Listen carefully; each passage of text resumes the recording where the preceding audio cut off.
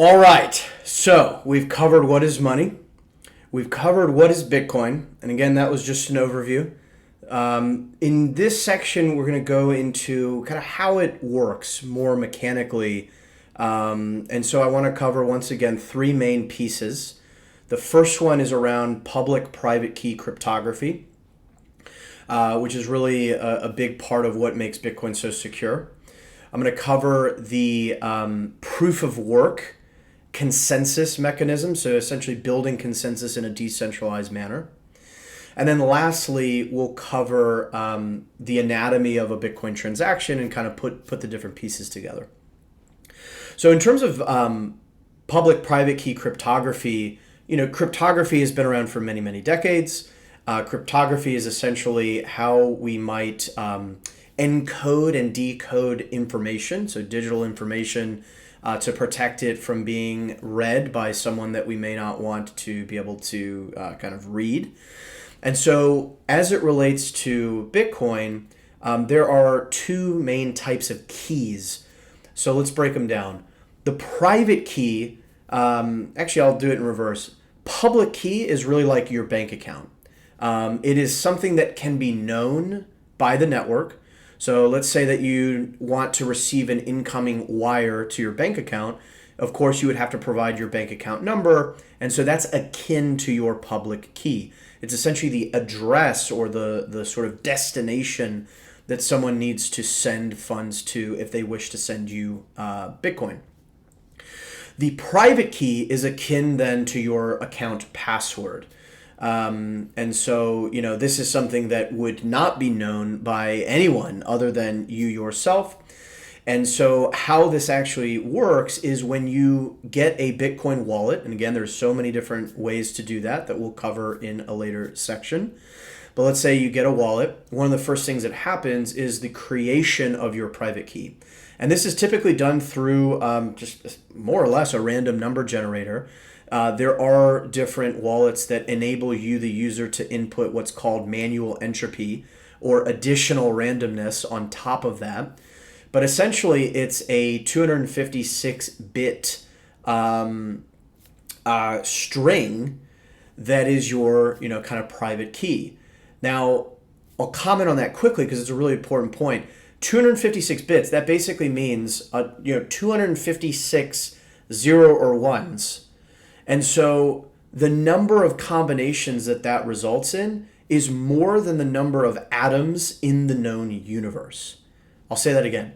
The number of combinations, if I were to just try and kind of randomly guess your private key, right? If I guessed your private key, then I could get to your funds, okay? However, if I were to try and guess your private key, there are more combinations I would have to guess than there are atoms in the known universe.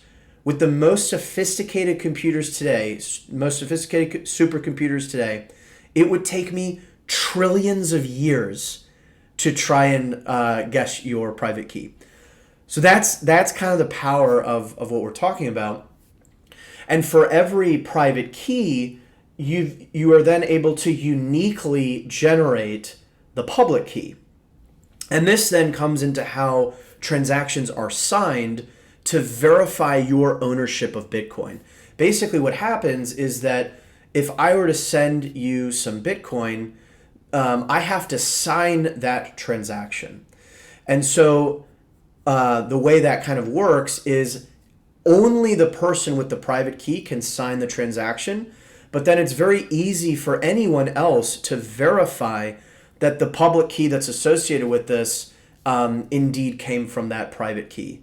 So that's, no one's ever going to be able to guess your private key, but they will be able to easily verify that you sending these funds have to be the owner of those funds because only you know the private key that could have possibly produced the outcome there. So that's a little bit on public-private key cryptography. Very, very important point. And you as a user on the network, you could have multiple wallets with different funds, and each of those wallets could potentially have different addresses within.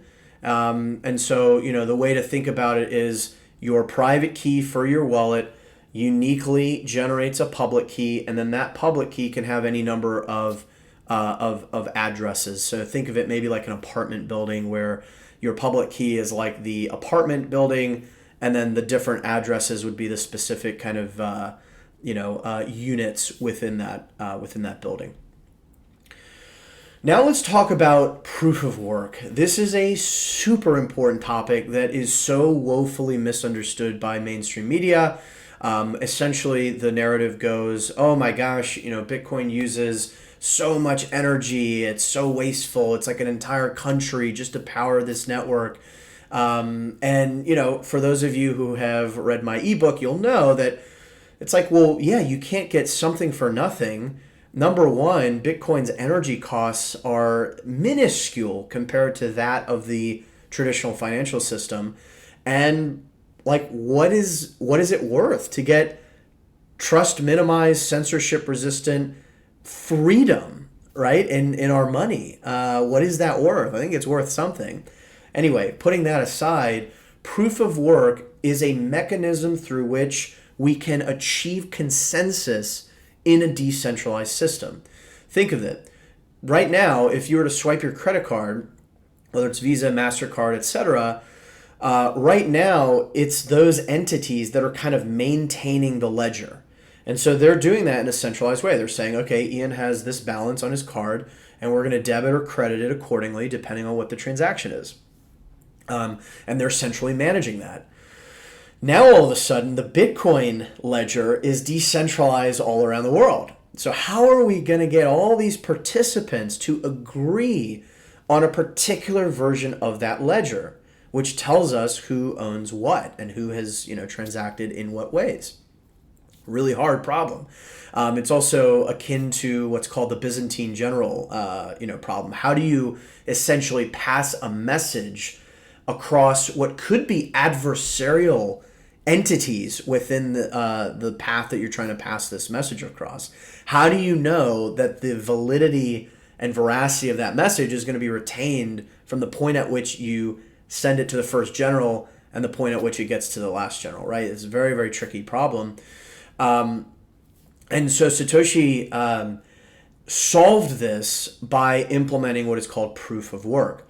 And so proof of work, as the name suggests, is that there has to be evidence of real energy expenditure. There has to be evidence of work that's been completed. And whatever version of the blockchain has the most work embedded is the truth, right? Whatever is the longest chain and has the most amount of work embedded is what nodes will then use as the source of truth. And so this is interesting. This is why miners have to expend real energy, guessing the hash value in order to earn the right to package up the next block. So basically how that process works is, as I was saying in the last section, let's say that all of us are transacting on the network, and a new Bitcoin block is added to the blockchain roughly every 10 minutes on average. It doesn't have to be exactly 10 minutes because it's probabilistic. But what's happening in those sort of 10 minutes is miners all around the world are competing for the right to add that next block. What are they doing to do that? Essentially amounts to random guesses. So they're conducting what are called hashes, just thousands, millions of times, to try and produce a number that is less than a sort of target number. We'll get into the mechanics of like what is the target, etc., in kind of a more advanced session. But essentially, this means that there is a very fair way, right? Like anyone can participate in this process, if you have the right equipment. And my guess is no better than your guess. And so this is a very kind of just way to conduct this in order to demonstrate that work has been done. It's also an incredibly powerful way to protect against actions that we wouldn't want on the network. It promotes honesty, right? Why would I, as a miner, try and spend a lot of different energy only to turn around and do something, try and do something fraudulent, which is going to be so easily detected, right? Like if I'm a miner and I want to enrich myself on the Bitcoin blockchain, what I could try to do is package up all these transactions, and then maybe I squeeze another one in that makes it look like someone sent me a bunch of Bitcoin. However, that fraud is so easily detected by the nodes that the block's going to get completely thrown away. And now all of a sudden, the miner has expended all this energy for completely nothing. And so proof of work is not only a way to generate consensus amongst decentralized participants by virtue of the longest chain, so whatever version of the blockchain has the most work conducted, that's sort of the tip of the spear, but it also serves as this very powerful incentive to promote honesty amongst participants. Now, there are different consensus mechanisms. Proof of work is but one.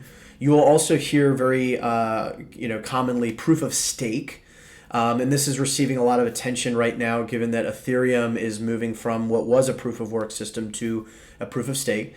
Proof of stake is essentially where the different nodes whatever nodes have more of the token staked on the system, they get commensurate voting right over how the system is governed.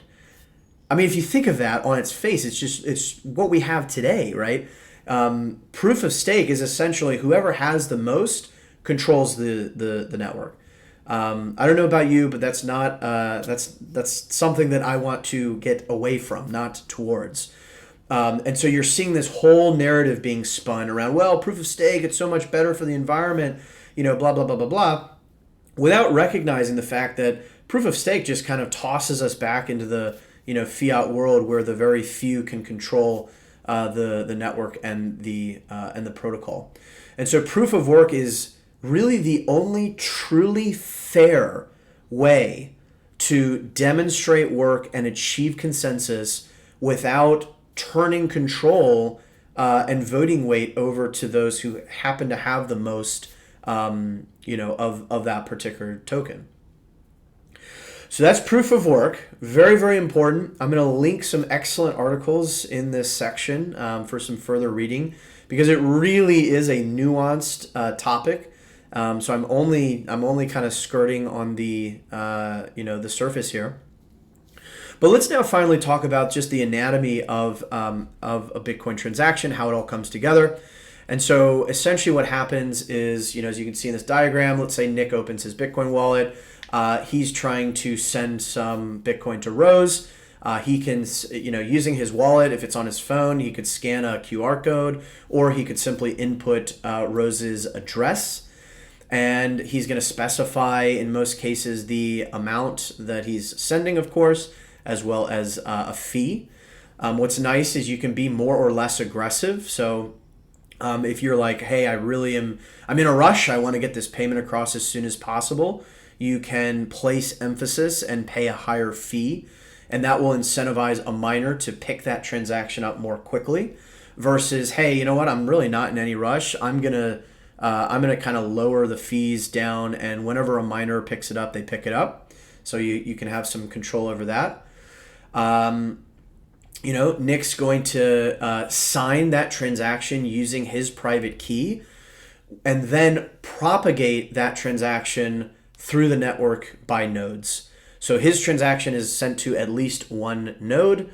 A lot of wallet providers have their own nodes that you are using when you use those wallets. And that node then propagates it to different nodes that they are connected to, who in turn propagate it to others, who in turn propagate it to others, until the vast majority of nodes on the network see this transaction that Nick is trying to send Bitcoin to Rose. Obviously, without the name Nick and without the name Rose, this would just be kind of public keys.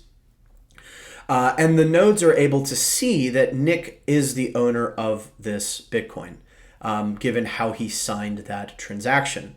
Now, miners are going about their business, and if Nick's transaction gets picked up in the next block, then the transaction will be executed and settle. Calculating the hash, so that's when the miners are doing all the guessing to produce a value that is less than a certain target, and the first miner who does that earns the right to place that next block. The nodes then verify that this was done accurately and correctly, and Rose then sees the first confirmation.